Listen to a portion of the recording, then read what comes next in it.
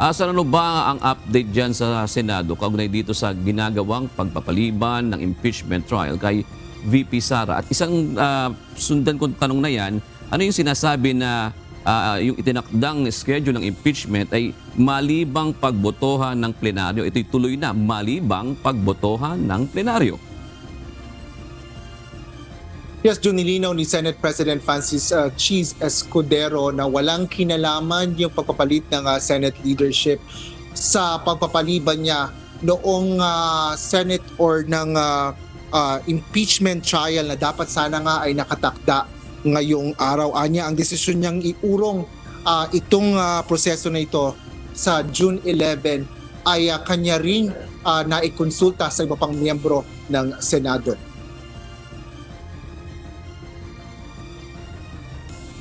Ayon kay Senate President Francis Escudero, ang pagpapaliban sa impeachment calendar ay magbibigay sa Senado ng mas mahabang panahon para gawin ang totoong trabaho ng mga senador na makapagpasa ng makabuluhang batas. Iginiit ito na walang kinalaman sa Senate presidency ang postponement ng impeachment trial. Walang mapapaboran ito, wala rin itong masasaktan. Dahil ang pinaka-pwede lang naming magawa mula't mula ay mag-issue ng summons. So walang nawala, wala rin naidagdag. Walang binawian ng panahon, walang inambagan din ng panahon. Has nothing to do, especially given the fact that the 20th Congress will have a totally different composition. Paliwanag ni Senador Escudero, nagdesisyon ito pagkatapos ng Legislative Executive Development Advisory Council o LEDAC meeting kasama si Pangulong Ferdinand Marcos Jr. Habang ang nauna niyang ginawang impeachment calendar ay ilang buwan na ang nakalilipas bago pa ang LEDAC meeting noong nakaraang linggo. Yung pagpapadala ko ng sulat ng Webes, bugso yun ng LEDAC, yung kailangan namin tapusin. Walang sinabi ang Pangulo o walang utos ang Pangulo kaugnay dyan. At hindi ko nga rin nasabi kay Speaker Martin noon nandun pa dahil nagpasya kami pagkatapos na nung minamap out na namin yung mga kailangan gawin kaugnay sa mga pinag-usapan sa LEDAC. Tiniyak din ni Senate President Escudero na may sapat na oras pa para sa June 11 para isagawa ang mga dapat gawin sa impeachment proceedings. Una na rito ang pagpepresenta ng Kamara sa Senado ng Articles of Impeachment kung saan pag-uusapan at pagdedebatihan ng plenaryo. Ngunit kung wala ng usapin ay i-refer na ito sa Committee on Rules na magsisilbing senyales para buuin ang impeachment court. Sa pareho ring araw susumpa ang mga senator judge kabilang mga senador na patapos na ang termino sa pagsasara ng 19th Congress. Doon na rin i-convene o titipunin ng impeachment court, aaprubahan ng rules of impeachment at mag-i-issue ng summons sa pangalawang Pangulo. Pag-uusapan namin yan mamaya marahil dahil kapag ka naka-recess ang Kongreso at nakalagay sa Rule 1 ng impeachment rules ng Senado, Senate President ang unang magtatalaga ng schedule. Pero hindi naman ibig sabihin na nakaukit na sa bato yun. Pwedeng baguhin yan kung sakasakali at anumang oras ng plenaryo. Kung yan ang mangyayari, plenaryo ang masusunod. Nakakabahala naman para kay Senador Risa Ontiveros ang ani ay paulit-ulit na antala sa proseso ng impeachment trial. Umaasa ang senadora sa huling antala na ito dahil buwan na anya ang binilang at sobra-sobra na ang paghihintay ng mga Pilipino.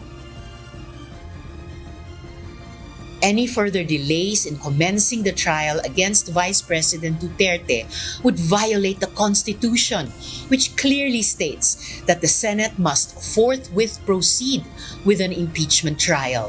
Hindi kapag ready na, hindi kapag convenient, kundi shall forthwith proceed. Huwag naman sana yang baliwalain. June, kaugnay naman doon sa isa mong tanong, kaugnay doon sa kung paano yung pagko-convene nga nitong mga senador sa 19th Congress at kung ano yung magiging pasya nila dyan.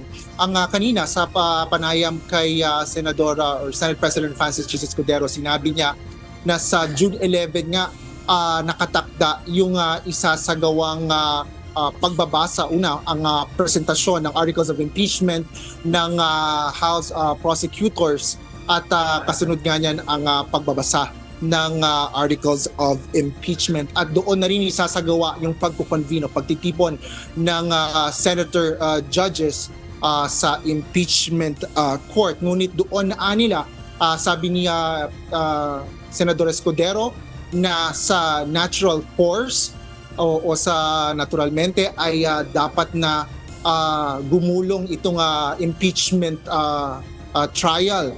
Ngunit sinasabi niya na ito pa rin naman ay magiging desisyon ng mga miyembro ng Senado o ng plenaryo. O ibig sabihin niyan ay yung mayorya ng members ng Senate.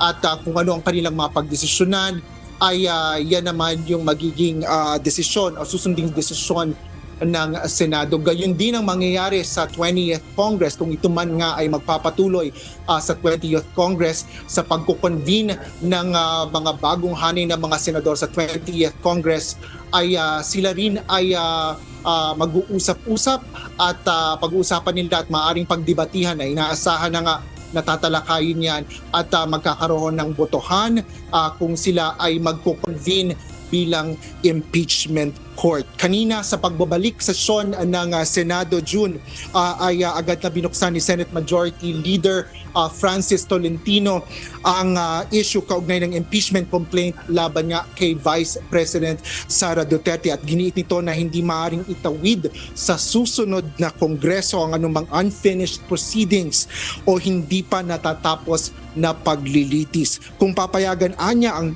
20th Congress na i-take over ang impeachment trial ay lagpas na ito sa kanilang constitutional power. Ang jurisdiction anya ng impeachment ay eksklusibo lang sa Kongreso na nakatanggap ng reklamo. Kung hindi anya matatapos ang paglilitis bago ang June 30, 2025 na pagtatapos din ng 19th Congress ay hindi anya maaaring kilalanin ng impeachment case at ito ay maituturing na functionally dismissed. Hindi naman kumporme dito si Senador Aquilino Coco Pimentel III ang Senate Minority Leader at sinabing kailangan tapusin ang impeachment trial kahit ito ay tumawid sa 20th Congress. Gaya lang anya ito na mga kaso sa ordinaryong korte na magpapatuloy ang workload o kaso kahit magpalit ang miyembro. Sinangayunan naman ito ni Senate Deputy Minority Leader Risa Ontiveros ang pagpapatuloy ng impeachment